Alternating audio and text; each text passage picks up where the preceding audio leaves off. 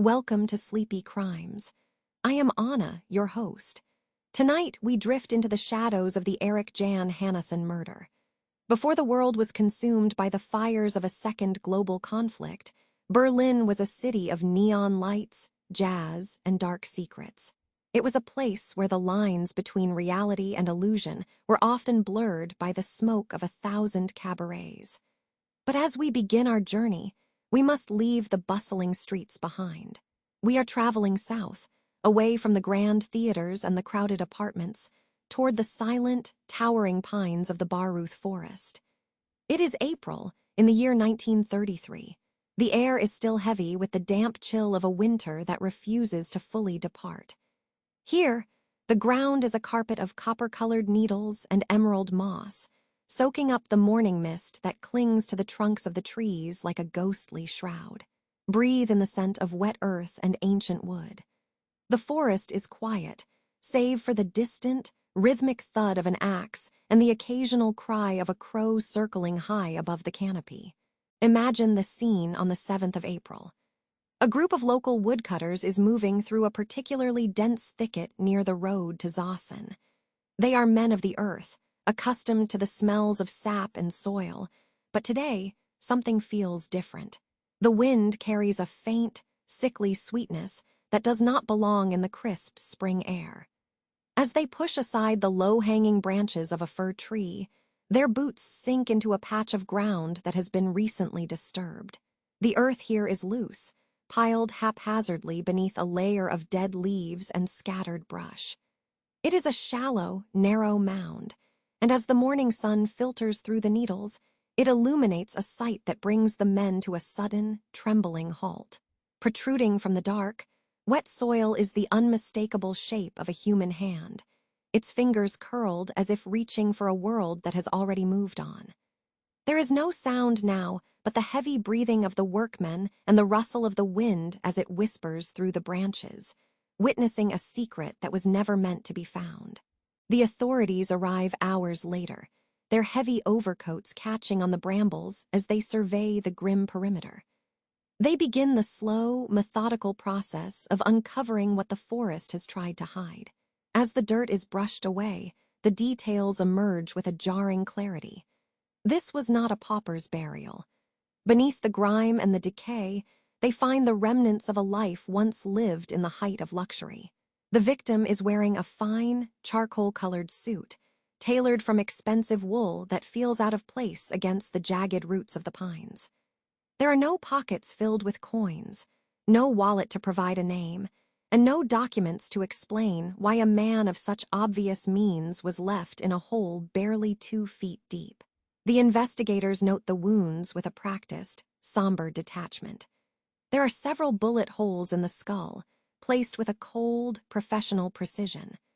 The body has lain here for approximately 2 weeks, and the local wildlife has begun to reclaim what remains, leaving the scene even more fractured and haunting than the initial discovery suggested. The identification of the body would soon send shockwaves through the heart of Berlin.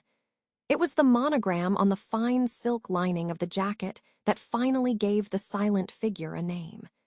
These were the remains of Erik Jan Hanussen. To the public, he was the Wizard of Berlin, the world's most famous mentalist and a man who claimed to see through the veil of time itself. Only weeks earlier, he had been the toast of the city, performing to sold-out crowds in his opulent palace of the occult, where he moved among the highest circles of the new political elite. He was a man of mystery who had predicted the very fire that had recently consumed the Reichstag, yet he apparently could not foresee his own walk into these dark woods on a cold night in late March. The contrast is staggering. One moment, he is surrounded by the scent of expensive cigars and the adulation of thousands.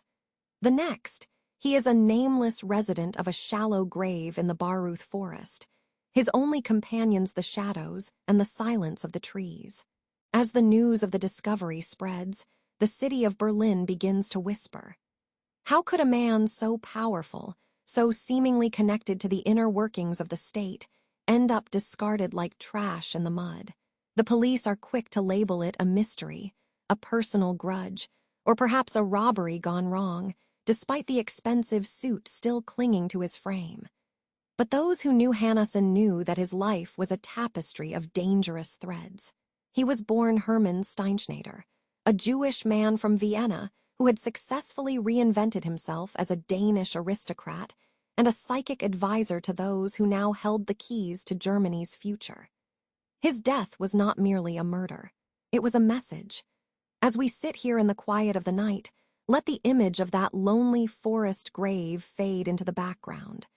We are just beginning to peel back the layers of a life built on deception, ambition, and the terrifying price of knowing too much.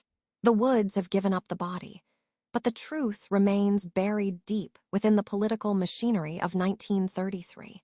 The cold, damp forest of the Marcher Heide, where we left him, is a long way from the beginning of our story. To understand how a man ends up discarded like a broken prop among the pine needles, we must travel back across the years, through the heavy fog of history, to the summer of 1889. In the district of Ottakring in Vienna, a city of grand waltzes and sharp intellect, a boy named Hermann Steinschneider was born into the world. His family was not one of wealth or nobility, but of the road and the stage. His father, Siegfried, was an itinerant actor and a caretaker of a synagogue, a man who lived between the sacred silence of prayer and the loud, boisterous applause of the vaudeville house. It was a life of movement, of packing trunks and catching trains, of existing on the very edges of society where the line between what is real and what is performed begins to blur. The family roots reached back to the town of Prostijov in Moravia, a place where the Jewish community had flourished for centuries. It was a town of scholars and rabbis, of ancient traditions carved into stone. But for young Hermann, the quiet life of a scholar held no charm. He was a child of the theater, raised in the shadows of the wings, watching his parents perform for coins in low-budget troupes that roamed across Austria and Italy. He learned early on how to read a room, how to notice the subtle shift in a person's posture or the way their eyes widened when they were surprised. When he was only 10 years old, his mother passed away, and the anchor that held him to his family began to fray. By the age of 13, the pull of the unknown became too strong to resist. Hermann ran away from home, trading the familiar streets for the dusty, sawdust-covered floors of the traveling circus. Imagine the young boy, barely a teenager, sleeping in the straw under the great canvas tents. The air would have smelled of elephants, oil lamps, and damp earth. Here, among the fire-eaters and the strongmen, Hermann began to study the mechanics of the impossible. He watched the magicians with their hidden pockets, and the hypnotists who could make a man believe he was a bird with just a few soft words. He realized that people did not just want to be entertained. They wanted to believe in something beyond the mundane struggle of their everyday lives. He began to experiment with hypnosis and mentalism, learning how to guide a subject's thoughts through the power of suggestion. He was a natural. He had a voice that was smooth like velvet and eyes that seemed to pierce through the surface of things, looking directly into the secret corners of a stranger's mind. As the First World War tore across the continent, Hermann found himself drafted into the Austro-Hungarian army. But even in the trenches, the performer within him could not be silenced. He entertained his fellow soldiers with feats of mind-reading, offering a temporary escape from the mud and the thunder of the artillery. It was during these dark years that he realized Hermann Steinschneider, the Jewish boy from a family of traveling actors, could only go so far. To reach the heights of the grand stages, he needed a new skin. Around 1917, he discarded his birth name and stepped into a new identity.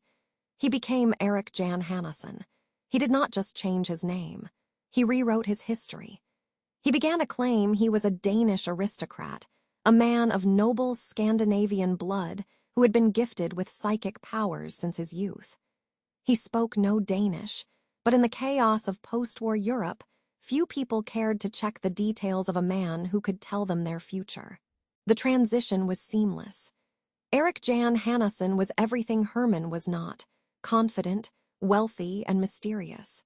He moved to Berlin, the beating, decadent heart of the Weimar Republic, and began to headline at the famous Scala Variety Theater.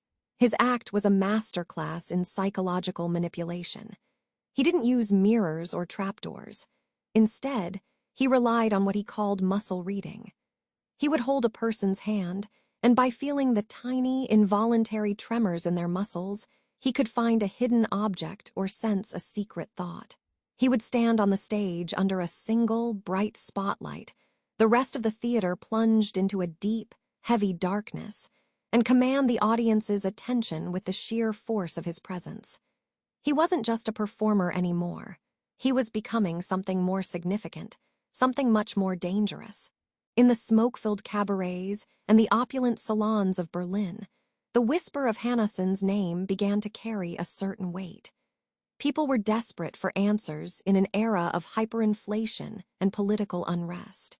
They looked to the stars, to the crystal balls, and to the man who claimed he could see the invisible threads of fate.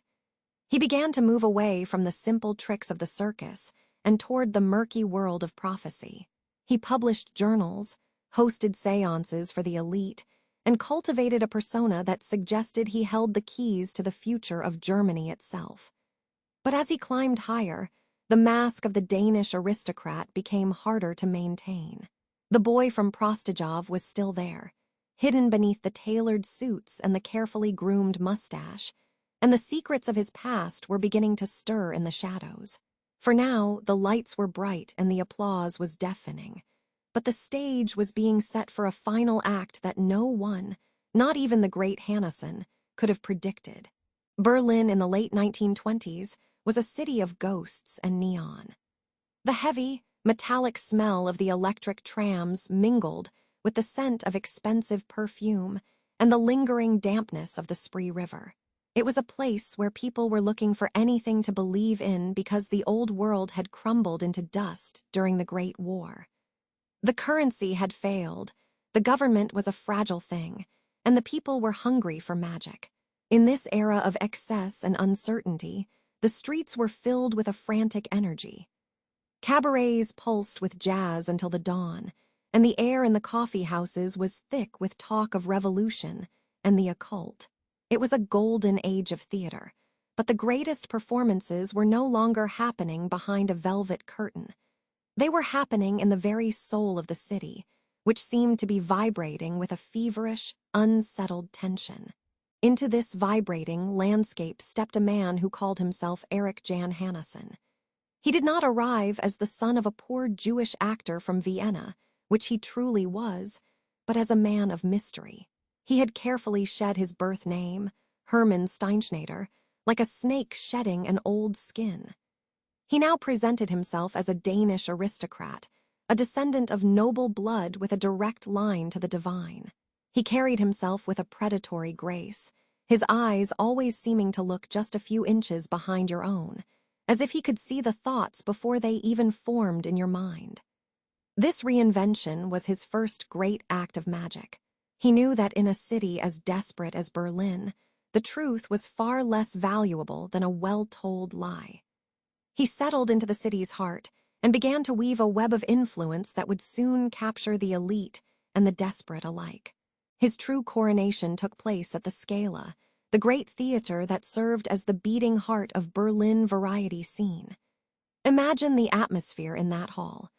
1,000 people sat in the darkness, the air thick with the heat of their bodies and the smoke from their cigarettes. When the lights dimmed, a silence fell that was heavy and absolute. Then, a single spotlight would cut through the haze, illuminating a man in a black tuxedo with slicked-back hair and a gaze that could pin you to your seat. This was the stage where Hanussen became a legend. He did not just perform tricks, he performed psychological miracles. He would stand at the edge of the stage, his hands trembling with a staged intensity, and claim to tap into the very collective consciousness of the room. The audience was transfixed, watching as he navigated the hidden corners of their own minds with a confidence that was as terrifying as it was alluring. One of his most famous demonstrations involved a woman chosen at random from the crowd. He would point a gloved finger at her, and in a voice that was both soothing and commanding, tell her that she had a broken mirror tucked into her pocketbook. He would recite her home address, street by street, number by number, while she sat frozen in shock. The audience did not care that his ticket collectors might have peeked into her bag, or that he had cross-referenced guest lists with hotel registries. To them, it was a miracle. It was proof that there was an order to the chaos of their lives. He used a technique he called muscle reading, where he would hold a person's hand and feel the infinitesimal twitches of their nerves to locate hidden objects. To the scientists, it was physiology, but to the thousands of fans at the Scala, it was pure, unadulterated clairvoyance. But Hanussen was more than just a stage performer. He was a master of the medium. He purchased a printing firm and began to circulate his own newspaper, titled Hanussen's Bunt Wochenschau. It was a tabloid that reached every corner of the city, from the wealthiest salons to the darkest tenements. By the early 1930s, it had a weekly circulation of over 140,000 copies. The paper was printed on cheap, slightly rough stock that left a faint smudge of ink on the fingers of its readers, making the experience feel tactile and urgent.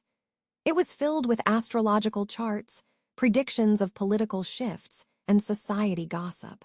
Through this paper, he did not just tell the future, he shaped it.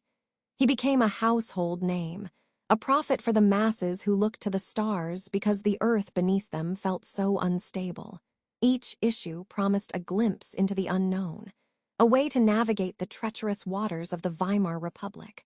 With the wealth flowing in from his sold-out shows and his publishing empire, Hanussen created a physical monument to his ego. He turned his massive apartment into the palace of the occult. This was a decadent temple where the elite of Berlin would gather to have their fortunes told. The rooms were draped in heavy silks, and the air was thick with the scent of expensive incense and exotic lilies. There were hidden mechanisms in the walls and tables that allowed for dramatic effects during his private seances. It was here that he hosted the powerful and the influential, offering them private consultations for exorbitant fees. He would sit in a high-backed chair, the light from flickering candles playing across his sharp features, and whisper the secrets of the future to men who held the fate of the nation in their hands. He was no longer just a performer. He was a gatekeeper to the supernatural. As the 1920s bled into the 1930s, Hanussen began to realize that the real power in Berlin was shifting away from the theaters and into the streets. He saw the men in brown shirts, the members of the National Socialist Party, and he understood that they were the most desperate of all for a profit. He began to invite high-ranking officials, like Count Wolf-Heinrich von Helldorf, to his lavish parties at the Palace of the Occult. He loaned them money to cover their gambling debts. He whispered carefully constructed secrets in their ears, and he began to align his astrological predictions with their rising political star. He was playing a dangerous game, one where the stakes were no longer just applause and gold, but the very survival of the city itself. He believed he could manipulate these men as easily as he manipulated a theater audience, unaware that he was stepping into a darkness that no amount of stage lighting could ever dispel. The theater was no longer enough.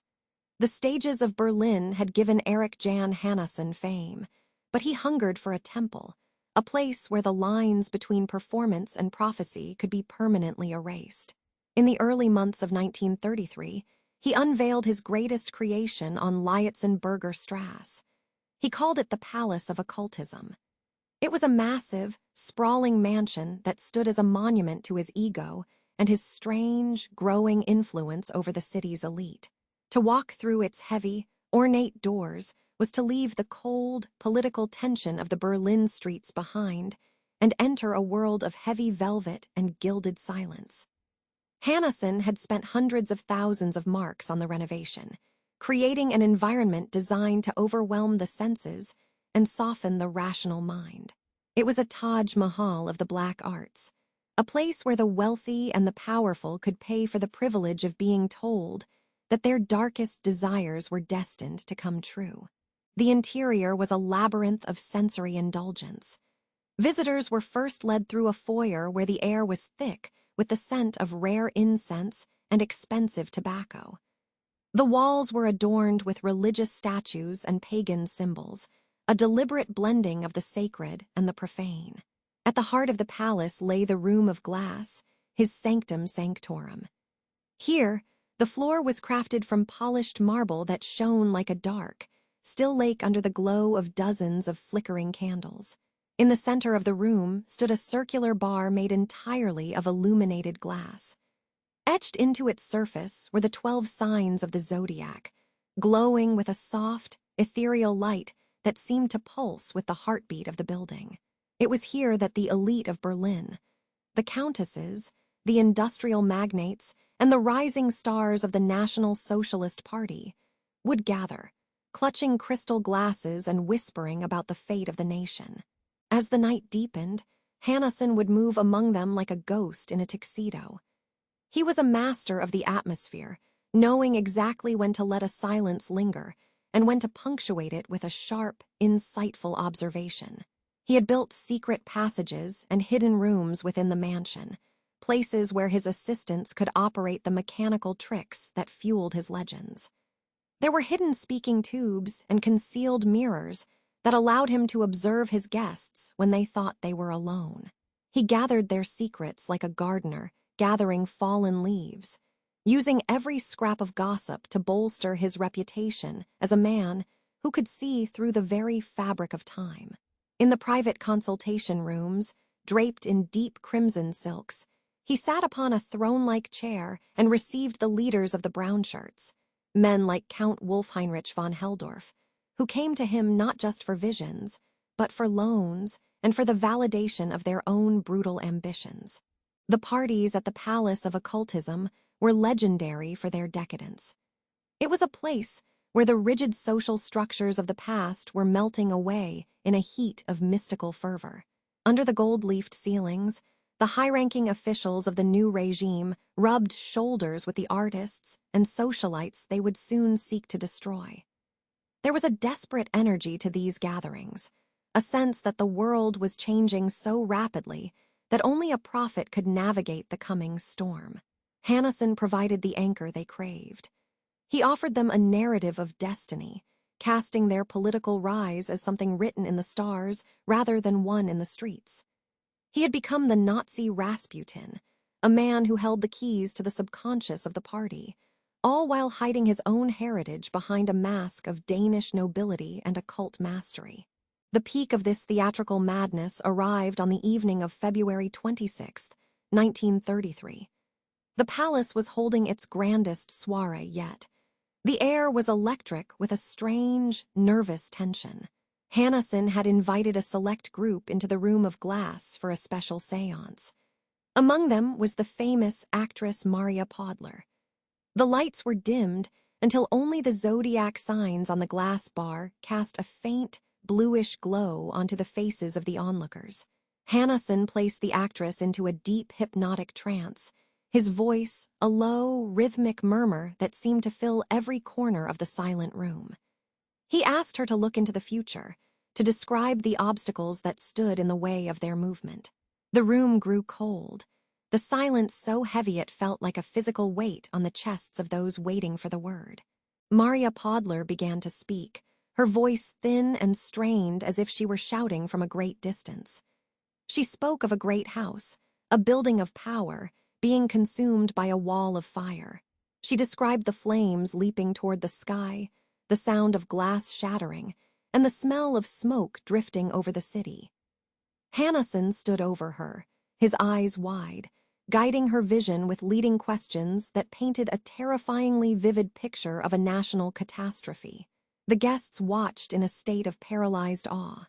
They believed they were witnessing a genuine fracture in the veil of time.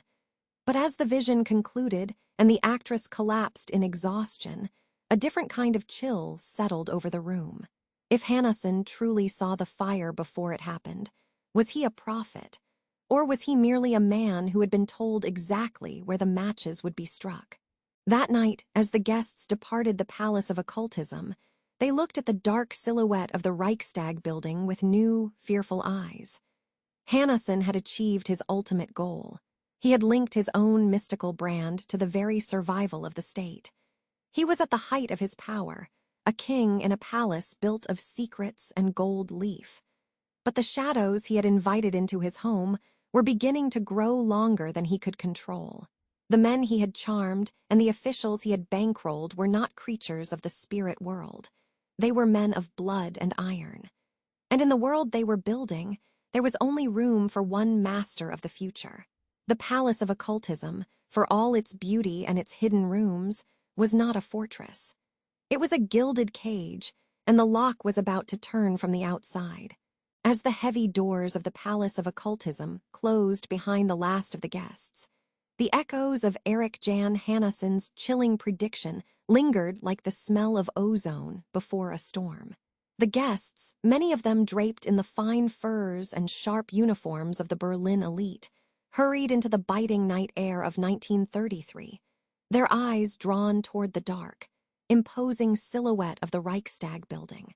But to truly understand how this man, a performer born as Herschel Steinschneider, came to hold such a terrifying influence over the destiny of a nation, we must step back into the shadows of the early 1930s. We must look at the quiet, smoky rooms where the prophet first met the politician, and where a different kind of magic was practiced. The magic of the voice, the hand, and the carefully manipulated mind. It was during the summer of 1932 that the threads of their fates truly began to intertwine. Adolf Hitler, then a man of rising but unrefined power, was looking for more than just political advice. He was looking for a presence. Hanussen, with his impeccable sense of theater and his mastery over what he called the mass mind, offered a service that no traditional strategist could provide. Imagine a dimly lit study in the Hotel Kaiserhof, the air thick with the scent of old paper and expensive Turkish tobacco. There, the showman and the orator sat across from one another.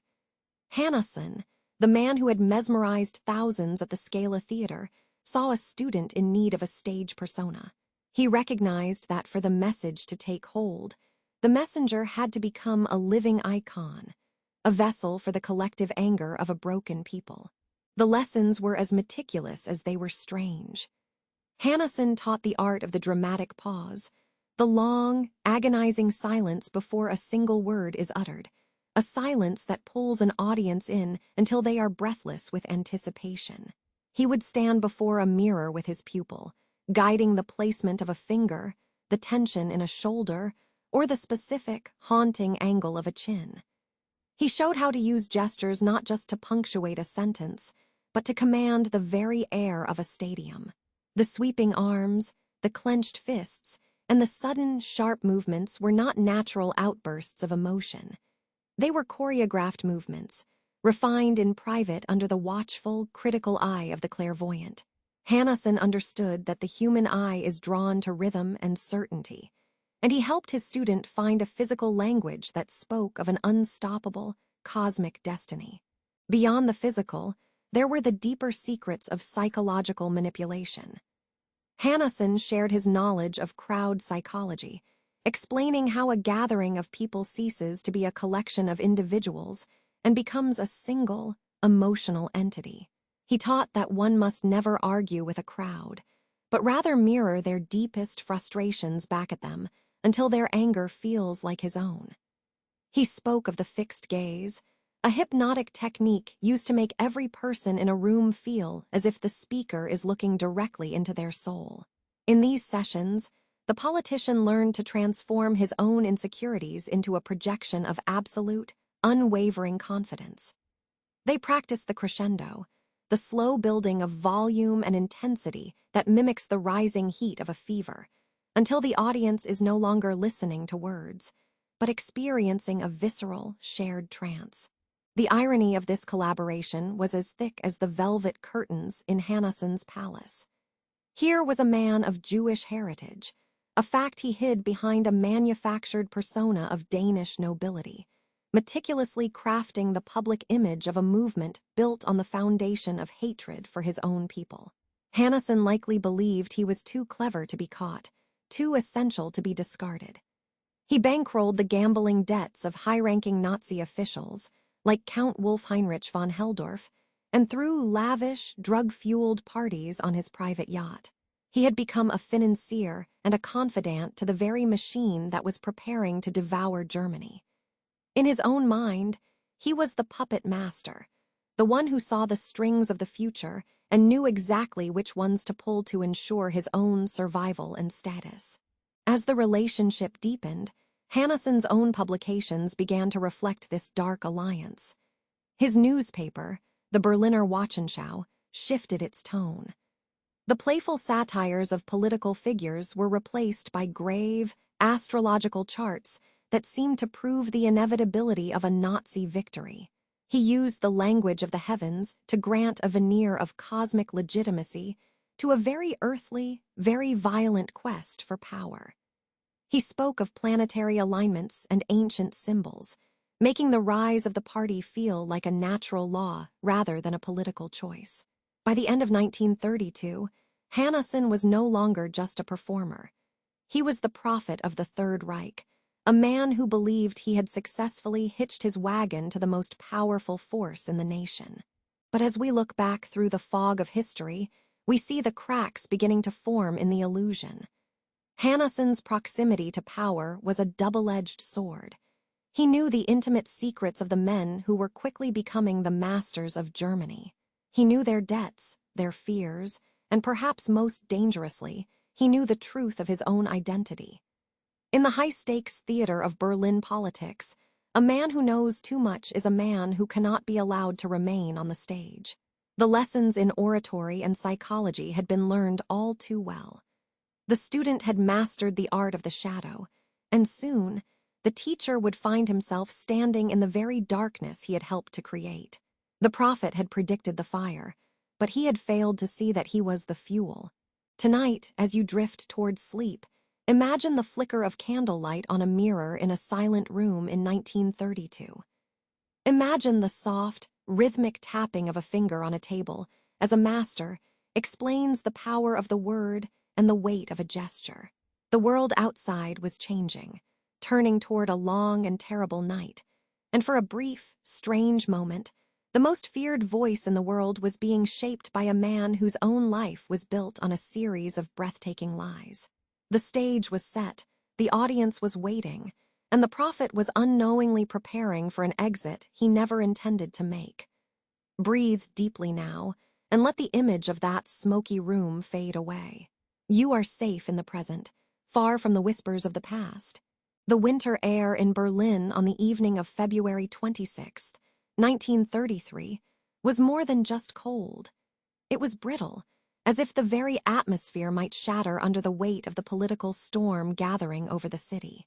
Erik Jan Hanussen was at the absolute zenith of his influence, a man who had successfully blurred the lines between stage performance and political prophecy. While the streets outside were filled with the heavy boots of patrolling guards and the nervous whispers of a population on edge, Hanussen was preparing to unveil his most ambitious project yet. He was no longer just a performer in a smoky theater. He was the master of his own universe, and tonight he would invite the elite into the very heart of his power. The grand opening of the Palace of Occultism was not merely a social event.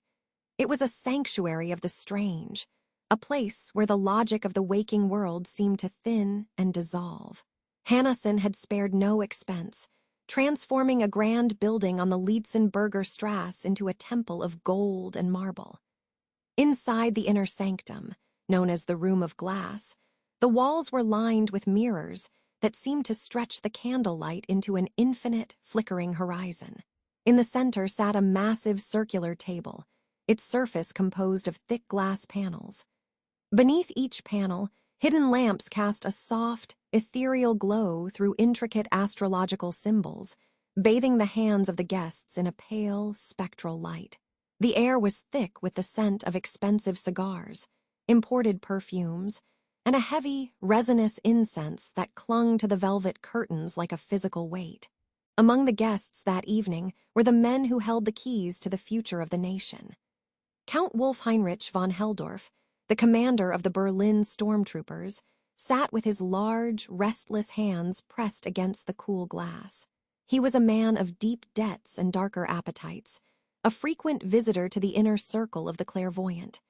Beside him was Karl Ernst, another high-ranking official, whose sharp eyes scanned the room with a mixture of skepticism and hunger. These were men of action, yet even they were susceptible to the allure of the unknown. They whispered in low tones, their voices muffled by the heavy drapes, while society ladies in silk dresses adjusted their pearls, their eyes fixed on the empty chair at the head of the table. They were all waiting for the master of ceremonies, the man who had predicted the rise of their movement when others saw only chaos. When Hanussen finally entered, the room fell into an expectant, heavy silence. He did not wear the traditional robes of a mystic, but the sharp, impeccable tuxedo of a high society gentleman. His presence was magnetic, his gaze steady and piercing. He did not sit immediately, but walked the perimeter of the room, his footsteps silent on the thick, plush rugs. Tonight, however, the focus would not be solely on his own abilities. He had brought a medium, a woman named Maria, who was said to possess a direct line to the shadow world. She took her seat, her face pale and drawn in the low light. As the lamps were dimmed until they were nothing more than a faint glimmer beneath the glass, the séance began. The guests were instructed to place their palms flat against the cold symbols, forming a circle of human contact that would act as a conductor for the visions to come. The trance took hold quickly, and the atmosphere in the room of glass shifted from curiosity to a palpable, shivering dread. Maria's head lolled back, her eyes rolling upward until only the whites were visible in the dim light. A low moan escaped her lips, a sound that seemed to vibrate through the very table itself. Hanussen leaned in, his voice a soft, hypnotic murmur, urging her to tell the room what she saw. At first, there were only fragments. She spoke of a deep, suffocating red that filled her vision. Hanussen pressed her further, asking if the red was a color, a feeling, or perhaps something more visceral. Suddenly, her body went rigid against the chair. She whispered that she saw flames, great, licking tongues of fire that reached for the sky. She described a massive building of stone and history, a great house that was being consumed by an inferno. The heart of the state, she claimed, was turning to ash. The séance ended in a blur of nervous energy and frantic questioning. The vision had been too specific, too violent to be ignored by those in the room. As the guests filtered out into the freezing night, the prophecy followed them like a shadow through the dark streets of Berlin. Some laughed it off as a clever piece of theater, a trick designed to keep the elite coming back for more. Others, however, felt a cold knot of dread in their stomachs. Less than 20 hours later, that dread would be realized in a way that changed the world. On the evening of February 27th, the bells of the city began to toll a frantic alarm. The sky over the Tiergarten glowed with a terrifying orange brilliance. The Reichstag was indeed in flames, its great dome acting like a chimney for a fire that would serve as the ultimate catalyst for total power. In the light of the burning parliament, the words spoken in the room of glass seemed less like a psychic gift and more like a dangerous confession. In the immediate aftermath, the city was paralyzed by the implications of the fire. While the authorities pointed to a lone arsonist found at the scene, the whispers in the cafes and the backrooms of power turned toward the man in the palace of occultism. How could he have known with such precision? Some whispered that Hanussen had used his hypnotic powers to direct the crime, turning a simple-minded man into a tool for a grand, cinematic disaster. Others believed he had simply overheard too much from his Nazi patrons, who were looking for a reason to seize control.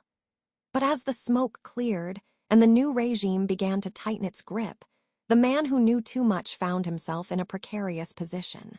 The prophecy had made him the most famous man in Germany, but it had also painted a target on his back. The shadows he had summoned were now closing in, and no amount of gold or magic could keep them at bay for much longer. The air in Berlin remained thick with the scent of wet soot and charred history for days after the flames at the Parliament building were finally extinguished. It was a cold, clinging fog that seemed to seep through the heavy wool coats of the citizens as they hurried through the streets, eyes cast downward. The skeletal remains of the Reichstag stood as a grim monument to a changing world, its blackened windows staring out like empty sockets.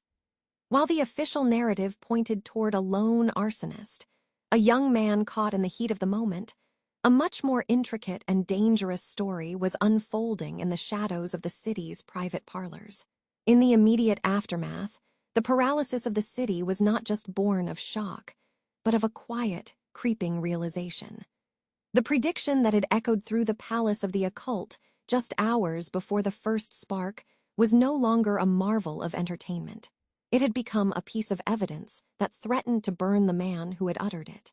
On the night of February 26, 1933, Erik Jan Hanussen had stood before a group of Berlin's elite, his hands moving through the air with a practiced, hypnotic grace. In that room, draped in heavy velvet and scented with expensive tobacco and exotic incense, he had described a vision that should have been impossible. He spoke of a great house being consumed by fire, of flames licking the sky, and the foundations of the nation trembling. When the very next night, February 27, the Reichstag erupted in a literal inferno, the guests of that séance remembered his words with a shudder. For many, it was proof of his supernatural gift. But for those rising to the heights of the new government, men like Joseph Goebbels and Hermann Göring, the precision of the prophecy was not a sign of divinity. It was a sign of a leak. To them, Hanussen had not looked into the future. He had looked into a folder of classified plans. Joseph Goebbels, the architect of the party's image and a man who understood the weight of a well-placed word, began to watch Hanussen with a cold, analytical intensity. To Goebbels, the clairvoyant was a chaotic element in a system that demanded total control. If Hanussen truly possessed the power to see what was coming, he was a threat to the secrecy of every upcoming operation. If he was a fraud using insider information, then he was a witness who knew far too much about the inner workings of the party's rise. Goebbels viewed the world as a stage where only one man should hold the script, and here was this Austrian mentalist, this performer, claiming to know the ending before the curtain had even risen. The suspicion grew that Hanussen was not a prophet, but a man eavesdropping on the gods, and in the new Berlin, there was no room for a man who could steal the thunder of the leadership. Hermann Göring's suspicion was perhaps even more personal and spiked with a sense of rising panic. Göring was a man of grand appetites and even grander debts, and his name was whispered to be among those on the many promissory notes held by Hanussen. The clairvoyant had been a generous lender to the high-ranking officers of the storm troopers, often using his wealth to buy his way into their confidence and their social circles. He had even purchased 400 pairs of military boots for the men, a gesture that was as much a bribe as it was a gift. But as the smoke cleared from the Parliament building, Göring realized that a man who holds your debts and also happens to accurately predict your most controversial political maneuvers is a man who must be handled. The proximity Hanussen enjoyed, partying on his private yacht with the very men now running the country, was becoming a liability. The elite began to wonder if Hanussen's second sight was actually just a reflection of the secrets they had drunkenly whispered in his ear during those long, lavish nights. The theory of insider knowledge centered heavily on Hanussen's close relationship with Wolf Heinrich Graf von Helldorf, a commander in the storm troopers who was known for his heavy gambling and deep financial ties to the psychic.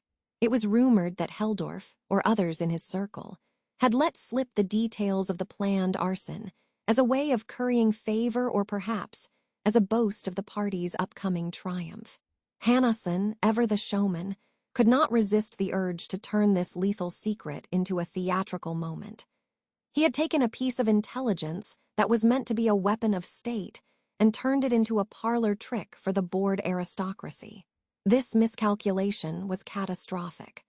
By proving his power through the prediction of the fire, he had inadvertently confirmed to the most dangerous men in Germany that he was a security breach that needed to be plugged. As March progressed, the atmosphere around Hanussen began to change.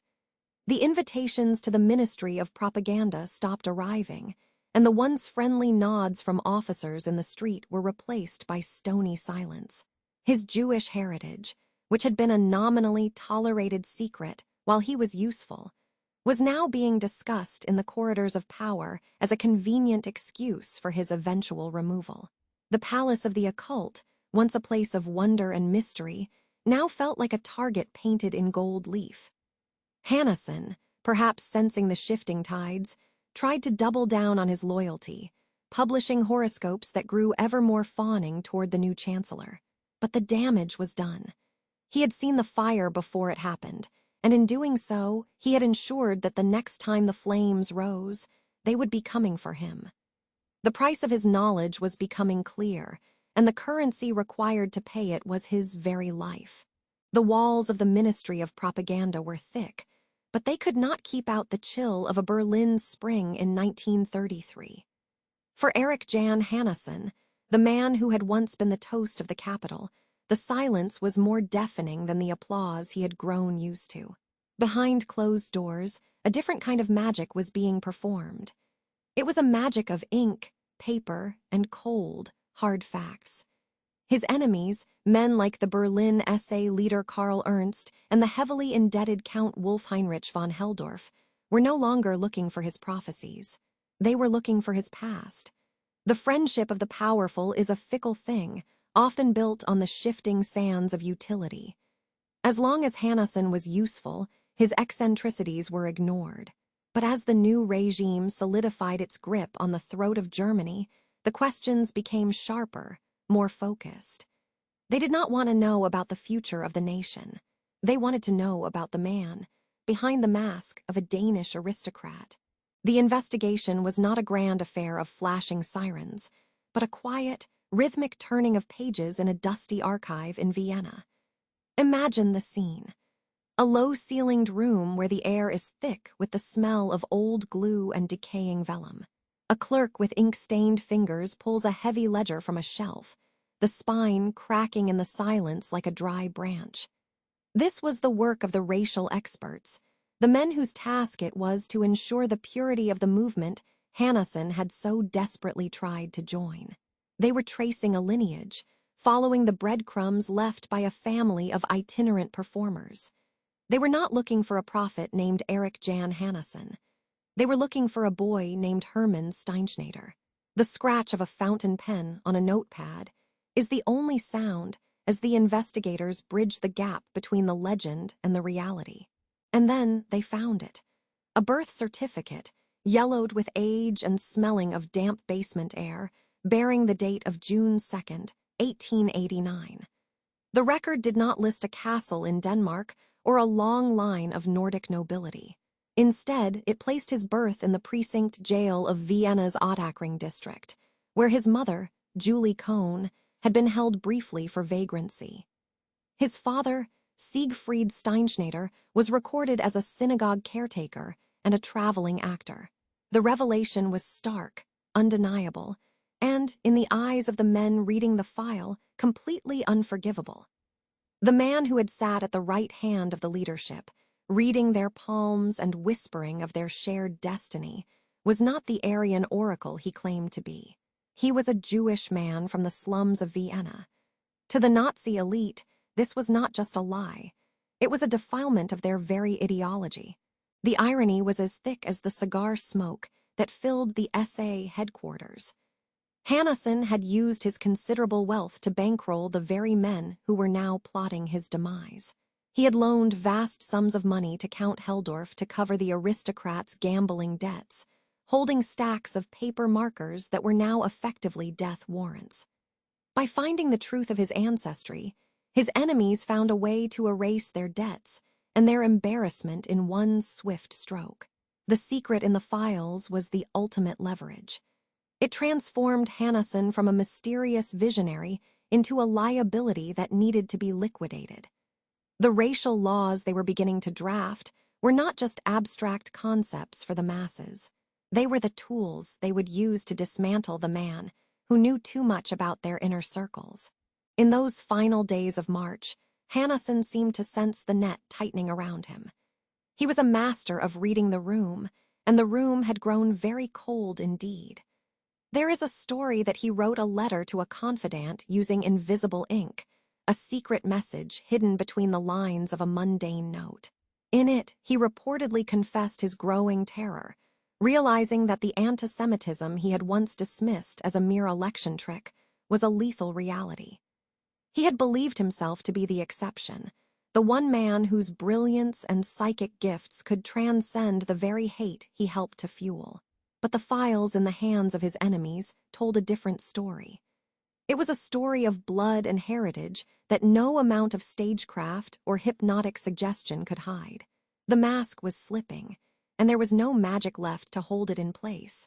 As the sun set over the Tiergarten, casting long, skeletal shadows across the park, the dossier on Hermann Steinschneider was closed. The evidence was compiled, the ancestry verified, and the decision made. There would be no trial, no public exposure that might embarrass the leaders who had once called him a friend and a mentor. There would only be the quiet, grinding machinery of the state moving to correct a perceived mistake. The prophet who had foreseen the fire of the Reichstag could not, or perhaps would not, see the fire that was about to consume his own life. The secret was out, and in the shadows of 1933, the truth was the most dangerous weapon of all. Hanussen was now a ghost in his own palace, waiting for the footsteps that would never bring applause again. The golden age of the Palazzo Hanussen was beginning to tarnish, though few dared to speak of it aloud. Within the heavy, velvet-draped walls of his palace of occultism on the Bregerstrasse, the air remained thick with the scent of expensive incense and the lingering smoke of imported cigars. But if you listened closely, past the soft chime of the crystal chandeliers and the murmurs of high society, there was a new sound. It was the sound of silence, a cold, vacuum-like space where laughter used to be. The grand seances that had once drawn the elite of Berlin were now tinged with a desperate, frantic energy. Erik Jan Hanussen, the man who claimed to see through the veil of time, was finding that the walls of his own sanctuary were closing in. The mahogany furniture felt heavier, the shadows in the corners deeper, and the once adoring glances of his guests had turned into something sharp and predatory. The prophet was no longer the master of the room. He was the centerpiece of a trap that had been quietly setting for months. Locked within a heavy iron safe in his private quarters lay the true source of his precarious power. It was not a crystal ball or a deck of tarot cards, but a collection of paper slips, a mountain of IOUs and signed chits that documented the moral and financial decay of the new regime. Hanussen had been more than a mystic to the high-ranking members of the Sturmabteilung. He had been their personal bank. One name appeared more frequently than any other: Count Wolf Heinrich von Helldorf. The Count, a man of noble birth and savage appetites, was a compulsive gambler whose losses were as legendary as his cruelty. Hanussen had lent the Count thousands upon thousands of marks, fueling a lifestyle of excess that the officer's salary could never hope to cover. Each signed slip of paper was a tether, a way for the clairvoyant to pull the strings of the men who now held the keys to the city. But Hanussen, for all his supposed insight, failed to realize that a debtor does not always seek to pay his debts. Sometimes, he simply seeks to eliminate the lender. As the calendar turned to March of 1933, the atmosphere in Berlin reached a fever pitch. The Reichstag fire, which Hanussen had so famously predicted just a few weeks prior, had shifted the political landscape into something unrecognizable. The city was a place of sirens and sudden arrests, of whispers in the night and neighbors turning on neighbors. For Hanussen, the prediction had been a double-edged sword. While it cemented his status as a true seer in the eyes of the public, It made him a profound liability to the inner circle of the Nazi Party. If he had known about the fire before it happened, did it mean he was part of the conspiracy? Or simply that he knew too much about the men who had orchestrated it? The SA officers who had once toasted his health now avoided his eyes.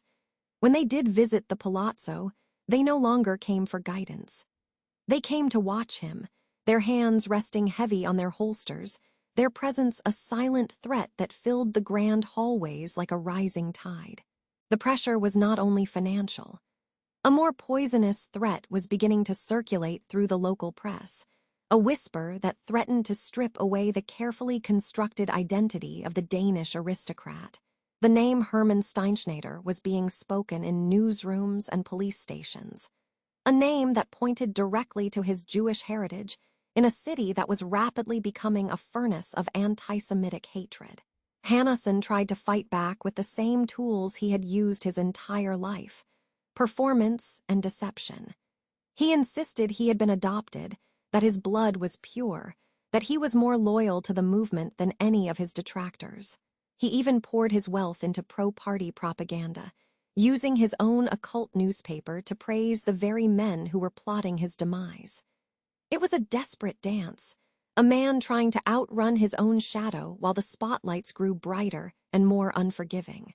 Every night, he would retreat to his study, the smell of old paper and stale lavender surrounding him, as he checked the locks on his doors time and time again. The isolation was perhaps the most frightening part. Friends who had once begged for a moment of his time now found themselves too busy to take his calls. The invitations to the most exclusive salons stopped arriving. Even his staff at the palazzo seemed changed. Their movements were hushed, their eyes averted, as if they were already mourning a man who was still very much alive. Hanussen, the great mentalist, could feel the thoughts of those around him, and for the first time in his career, he did not like what he found. He found greed. He found resentment. And above all, he found a cold, calculated indifference. The men he had bought with his loans and flattered with his horoscopes had decided that the debt was too high and the risk too great. In the dark of the night, as the wind rattled the windows of the Palace of Occultism, Hanussen sat alone with his ledgers, realizing that the future he had so often described for others was now a blank, terrifying void for himself. By the middle of March, the overt threats began. Anonymous phone calls that ended in silence, figures standing under the street lamps outside his apartment for hours on end, and the sudden, unexplained withdrawal of his official police protection. The web of debts had become a noose. Count von Helldorf and his associates in the SA knew that as long as Hanussen held those IOUs, he held their reputations and their careers in his hands. They also knew that a dead man cannot collect a debt, and a Jewish mystic in 1933 Berlin had no one to turn to for justice. The trap was fully set, the pieces were in motion, and the man who had spent his life reading the fates of others was about to meet his own. The grand rooms of the palazzo, once filled with light and mystery, now felt like a mausoleum. The silence was absolute, save for the ticking of a lone clock, counting down the final hours of the prophet who had seen everything, but could not see a way out. The night of March 24th, 1933, fell over Berlin like a heavy, velvet curtain. It was a cold Friday, the air bitten by a lingering winter chill that seemed to seep through the brick and mortar of the city, settling deep into the bones of those who walked the pavement. For Erik Jan Hanussen, the man who had climbed from the dust of itinerant fairs to the heights of European fame, this was to be the final evening his name would blaze in the electric lights of the capital. He was scheduled to perform at the Scala, the legendary theater that had become his second home. Inside, the atmosphere was thick with the scent of expensive tobacco, floral perfumes, and the unspoken electricity of a city on edge. The theater was a world of its own, a sanctuary of gold leaf and crimson fabric, where the grim reality of the changing political landscape could be momentarily forgotten, or at least transformed into a spectacle. As the house lights dimmed, The audience settled into a hush that felt more like held breath than silence. Hanussen stepped onto the stage, his silhouette sharp and commanding against the footlights. He was 43 years old, at the absolute peak of his powers, yet there was a new shadow flickering behind his hypnotic eyes. For years, he had survived by reading the room, by sensing the secret desires and hidden fears of his neighbors. Tonight, the room felt fundamentally different. The front rows, once filled with the glittering elite of the Weimar Republic, were now punctuated by the brown uniforms of the SA. He could see them clearly, the men he had funded, the men whose horoscopes he had curated with such obsessive care. They sat with their arms crossed, their expressions unreadable in the flickering light. He began his act, his voice a low, melodic hum that filled the hall, but the tricks felt heavier tonight, the mind-reading more like a desperate plea for connection with a world that was already turning its back on him. The performance was a masterclass in tension, a dance on the edge of a knife. He spoke of the future, of the rising sun of Germany, and the grand destiny that awaited those who were bold enough to seize it. But even as he spun these narratives, the air in the theater felt thin, as if the oxygen was being slowly withdrawn. The revelation of his own Jewish heritage, his birth name, Hermann Steinschneider, had begun to circulate in the very tabloids he once controlled. It was a ticking clock, a secret that no amount of grease paint or occult mystery could fully mask. He could feel the weight of the "I owe us" he held in his private safe, the debts owed to him by high-ranking officials who would much rather see the lender vanish than the debt repaid. Every burst of applause felt like a dismissal. Every smile from the crowd felt like a porcelain mask. When the final curtain fell, Hanussen did not linger for the usual adoration. He retreated quickly to his dressing room, the smell of grease paint and nervous sweat clinging to him like a second skin. Outside the Scala, the Berlin night was quiet, but it was the silence of a predator in the tall grass. As Hanussen emerged from the theater and made his way toward his car, the transition from the bright, artificial lights to the natural shadows of the street was abrupt and jarring. 3 men waited for him in the gloom. They were not strangers. They were members of the SA, wearing the very uniforms he had helped purchase with his own money. There was no grand struggle, no cinematic chase through the winding, cobbled alleys of the city. Instead, there was only the cold, efficient reality of absolute power. The 3 men approached with the casual authority of those who knew the law no longer applied to their actions. They did not need to raise their voices. The mere sound of their heavy boots on the pavement, the rhythmic glint of their belt buckles in the yellow lamplight, told the entire story of what was to come next. Hanussen was led to a waiting vehicle, a dark shape idling at the curb. Its exhaust plumes rose like white ghosts against the black street. As the heavy doors closed with a dull thud, the glamour of his palace of occultism and the roar of the Scala crowds faded into a distant, unreachable memory. They drove away from the Kurfürstendamm, leaving behind the heart of the city that had once worshipped him as a prophet. The journey took them south, moving steadily toward the outskirts where the city lights gave way to the ancient, silent forests of Brandenburg. Inside the car, the silence must have been absolute, broken only by the hum of the engine and the tires on the road. Hanussen, the man who claimed to see through time, who had predicted the fire that consumed the Reichstag only weeks prior, now faced a future that was closing in on him second by second. He was no longer the master of the narrative. He was a passenger in a machine he had helped build with his own hands. They eventually arrived at a desolate, wooded area near Baruth, a place where the pine trees stood like tall, dark sentinels in the night.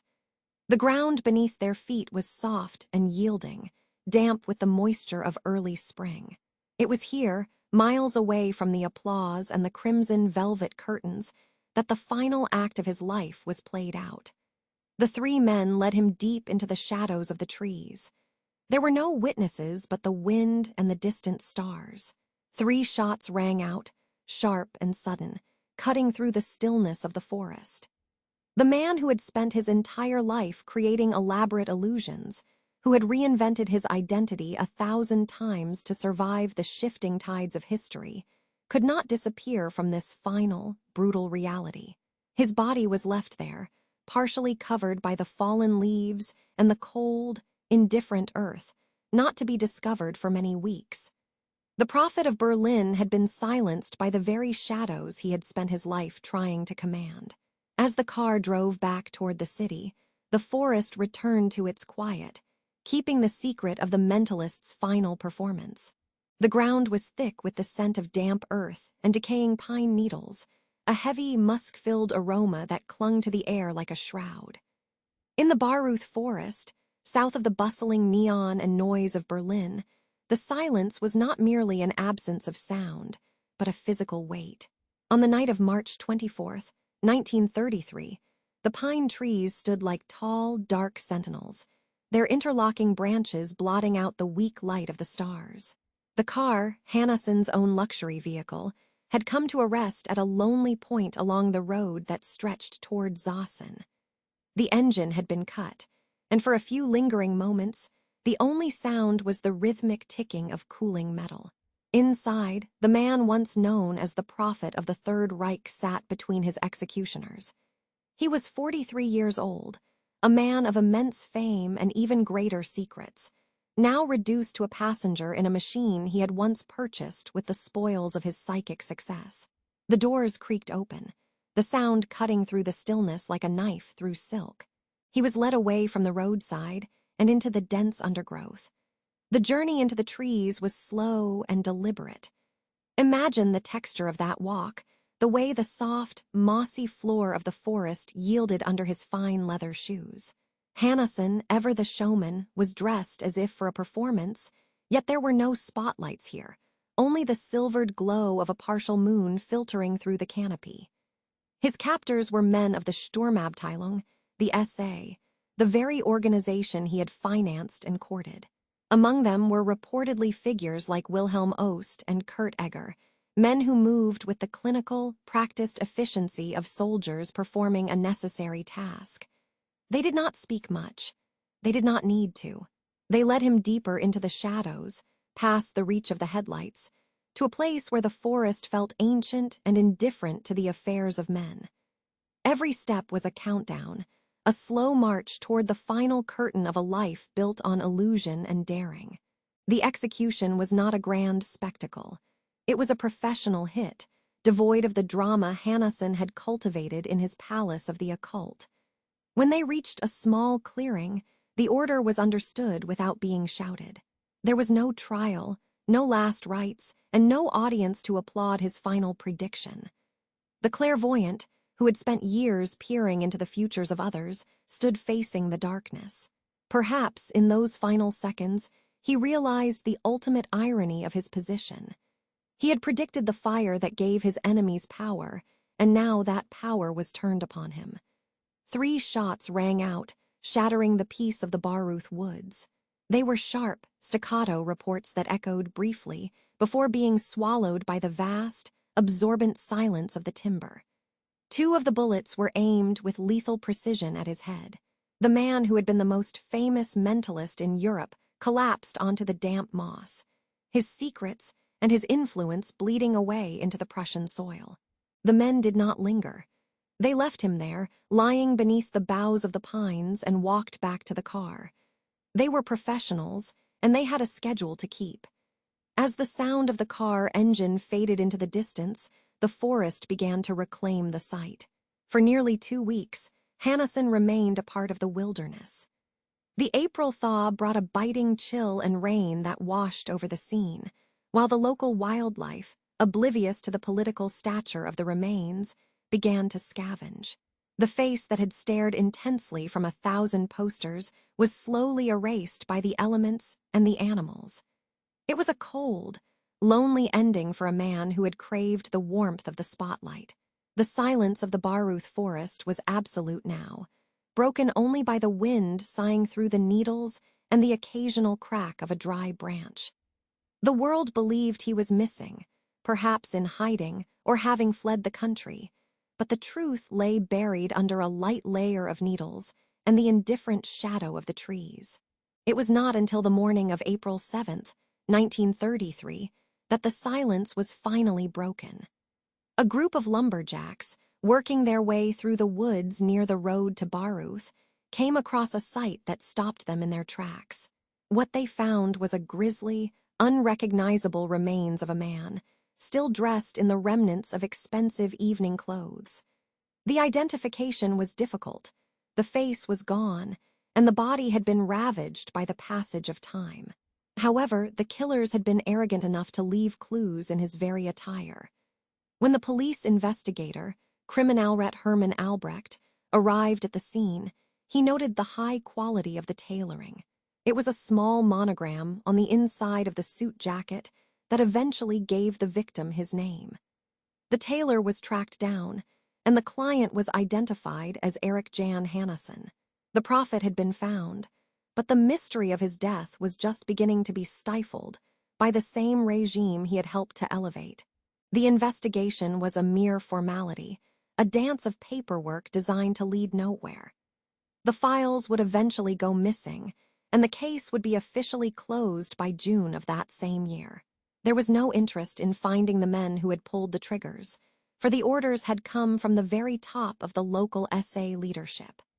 The hit had been too clean, too quiet, and too convenient for those in power who owed him money or feared his knowledge of the Reichstag fire.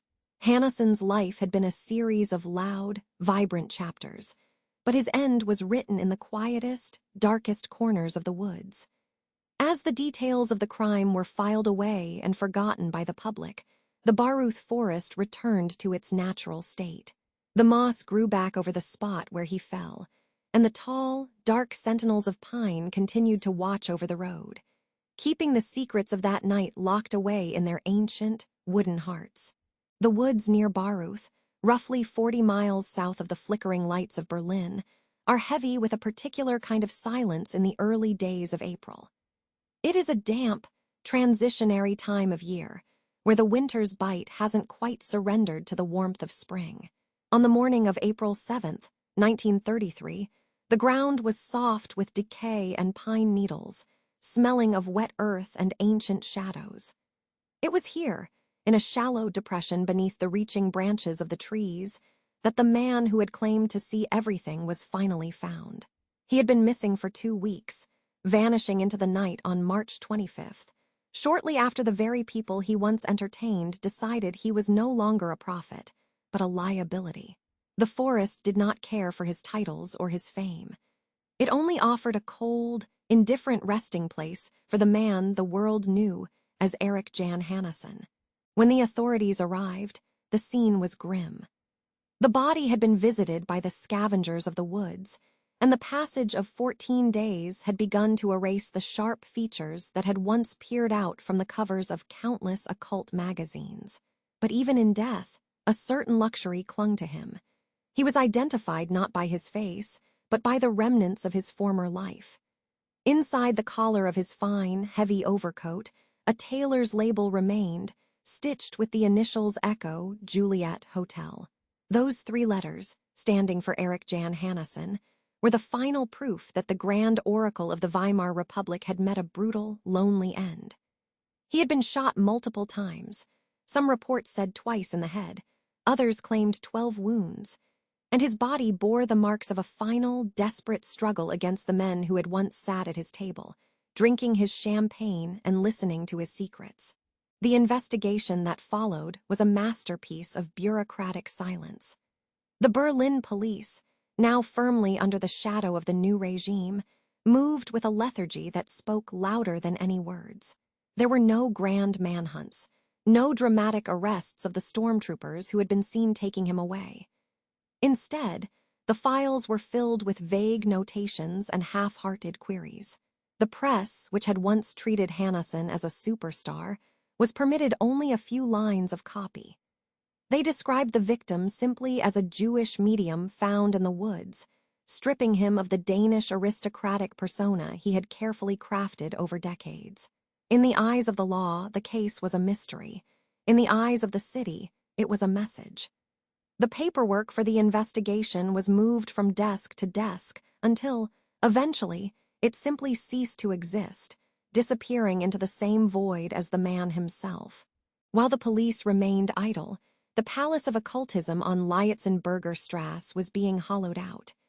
The Grand Theater, with its crimson velvet curtains and its gleaming crystal balls, stood dark.